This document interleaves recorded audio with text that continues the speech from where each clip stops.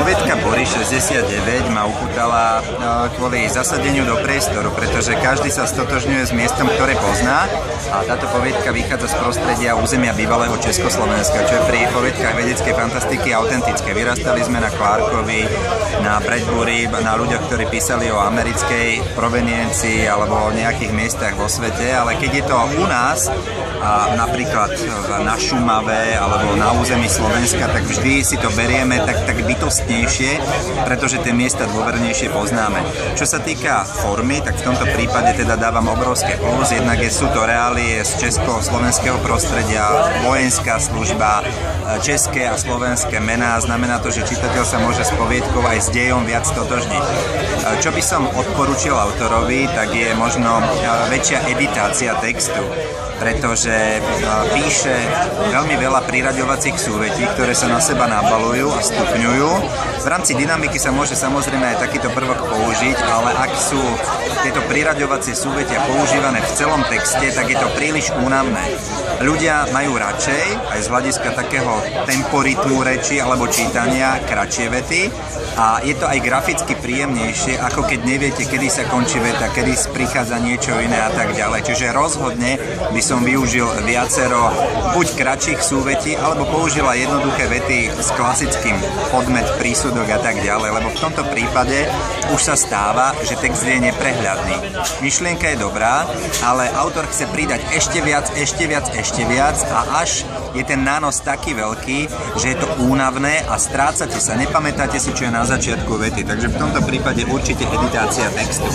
A ďalej by som odporúčil pozrieť sa na lepšiu a dôslednejšiu prácu s priamou rečou. Priama reč, respektíve jej forma úvodzovky, je tu samozrejme použitá, ale je len súčasťou vedľajšej vety. To znamená, že a ten povedal, že prichádzajú úvodzovky, potom ide citát, potom končia úvodzovky a pokračuje opäť ďalej v súvete. Rozdelil by som text graficky, musí byť jasné, čo je opis, čo je priama reč, ktorá priama reč prináleží daným postavám, je to prehľadnejšie, obraznejšie, človek sa vie stotožniť s hlavnými hrdinami.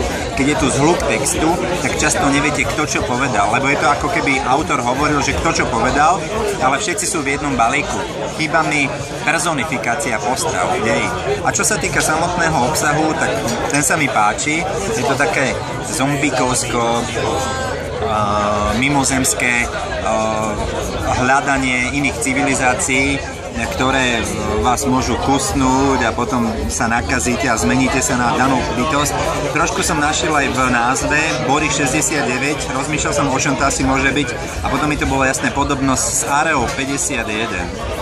Že na naše prostredie našitá základňa, kde sa nachádzajú mimozemské civilizácie škodné, ktoré nás môžu nejakým spôsobom inifikovať a premeniť na svoju podstatu. Takže tento nápad je celkom zaujímavý a opakujem to, čo som povedal na začiatku, je veľmi dôležité, keď vychádzame z autentického prostredia, ktoré poznáme, pretože tým pádom máme pocit, že poznáme to prostredie a viac sa stotožňujeme s dejom a zdá sa nám to, ako keby sme to aj my zažili, čo je vždy pre autora dôležité, pretože každý sa nás snaží vtiahnuť do deja a dať nám pocit, že prostredie aj situáciu poznáme, pretože ju máme odžitú. Takže v tomto prípade plus.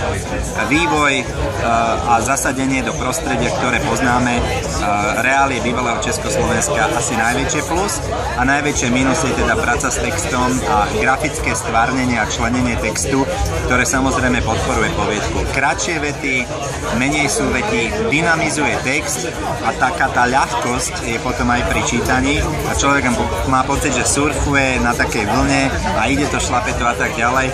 V tomto texte som sa dosť zamotával a musel som sa viackrát vracať na začiatok súvete, aby som pochopil, že o čom to vlastne bolo. Škoda, trošku to degraduje tú hlavnú myšlienku, ktorá je veľmi, veľmi príjemná.